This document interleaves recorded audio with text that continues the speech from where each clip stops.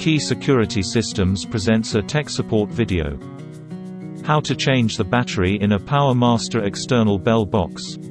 The SR-740 PG2. You will need two ER18505M lithium battery packs per device and a phillips-head screwdriver and a small flat-head screwdriver. Firstly, we need to open the cover. The retaining screws are located under the tabs on either side of the box. Access the screws by prising open the plastic tabs using a small flat-head screwdriver. You can now start to loosen the screws using a Phillips screwdriver.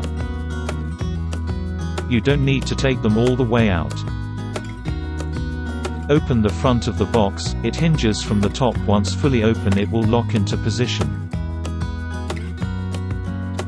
After opening the cover of the box, you may receive a tamper alert from your alarm. You can unplug the telephone lead before you start. This will stop the system from calling anybody. Once you have completed the battery change, wait 5 minutes before plugging the telephone lead back in to ensure it has finished the calling cycle. Alternatively, if you do receive a phone call from the system, answer the call and press the number 2 on your phone's keypad to stop it calling the next number.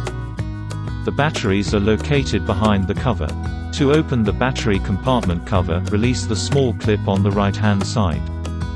Unplug the battery pack by carefully pulling on the connector and remove the batteries. Then you can insert the new battery pack into position and plug in the battery connector. This can only be inserted one way. Ensure it is securely connected.